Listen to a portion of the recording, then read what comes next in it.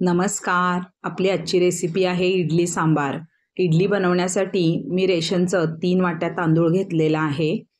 1 वाटी उडीद डाळ घरची असल्यामुळे अशी दिसते. अर्धी वाटी पोहे. उडीद डाळ आणि पोहे एकत्र भिजवायचे आणि तांदूळ वेगळं. हे सगळं स्वच्छ धुवून व्यवस्थित भिजत घालायचं आहे 5 तासासाठी. इडली बनवण्यामध्ये महत्त्वाचा भाग आहे तो उडीद डाळीचा. उडीद डाळ जर फ्रेश आणि नवीन असेल तर इडली खूप छान बनतात, अगदी सॉफ्ट बनतात. पोहे घालायची सुद्धा गरज नाही. मी यामध्ये मेथीदाणे घातलेले नाही आहेत, कारण आता सध्या उन्हाळा चालू असल्यामुळं हे व्यवस्थित फर्मेंट होणारच आहे. हिवाळ्यामध्ये आपण फर्मेंट होण्यासाठी मेथीदाणे वापरू शकतो. आता प्रथम आपण उडीद डाळ बारीक करून घेऊ आणि त्यानंतर तांदूळ.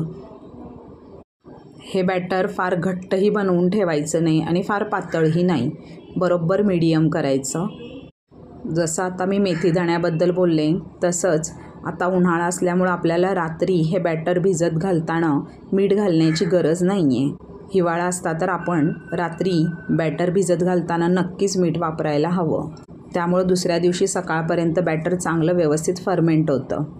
चला तर मग आता हे बनलेलं बॅटर हातानं व्यवस्थित ढवळून घेऊया आणि त्यानंतर झाकून रात्रभरासाठी ठेवून देऊया. आता आपण रात्रीच सांबारसाठी सांबार मसाला बनवून ठेवणार आहोत.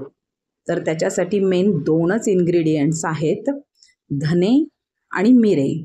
3 चमचा धने आणि 1 चमचा मिरे. बस इतकंच घातलं तर सांबार 1 नंबर होतो. हा सांबारचा मेन मसाला आहे. हे दोन्ही खडे मसाले तव्यावर थोडंसं 1 मिनिटभर परतून घेऊया आणि थंड झाले की मिक्सरमधून बारीक करून घेऊया.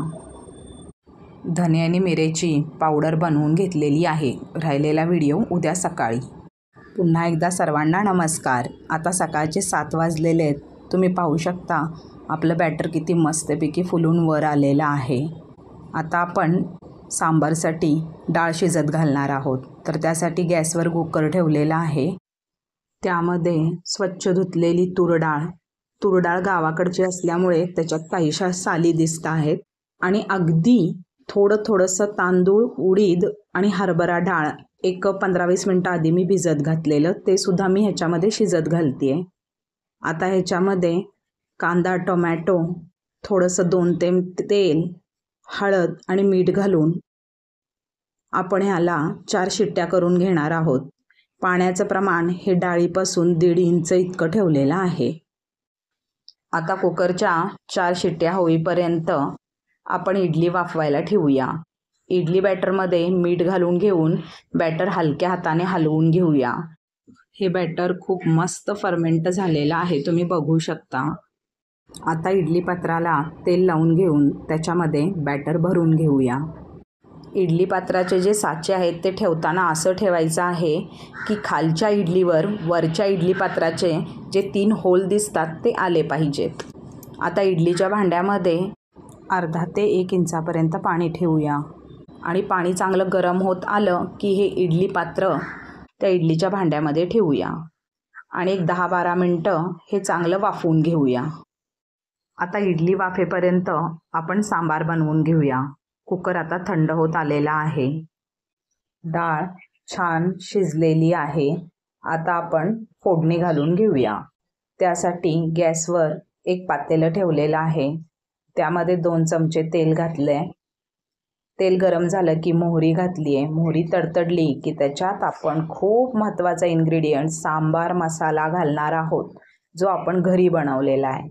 1 ते 2 चमचे सांबार मसाला घालून घेऊया. मग आवडीनुसार लाल तिखट घालूया आणि त्यानंतर त्याच्यामध्ये आपण ही डाळ ओतूया. आता त्यात आवडीनुसार चिंचेचा कोळ, साखर, मीठ आणि कढीपत्ता घालून सांबाराला दणकून उकळी देऊया. गरज भासल्यास घरी बनवलेला सांबार मसाला पुन्हा थोडासा आपण त्यात घालू शकतो. मी मध्ये रवीने सांबार घोटून घेतलेला आहे, त्यामुळं शिजलेली डाळ आणि इतर जिन्नस चांगले एकजीव होतील आणि सांबार खूप टेस्टी लागेल. आता सांबाराला चांगली उकळी येईपर्यंत आपण इडली पात्रातून इडली बाहेर काढून घेऊया. तुम्ही पाहू शकता इडल्या खूप सॉफ्ट बनलेल्या आहेत. इतकी मऊ आणि लुसलुशीत इडली सांबारासोबत मस्त लागते. ह्या पद्धतीने तुम्ही नक्की करून पहा आणि मला आवर्जून कमेंट करा.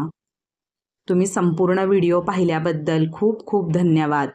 आणि मी केलेली रेसिपी आवडत असेल तर नक्की शेअर करा, लाईक करा आणि सबस्क्राईब करा.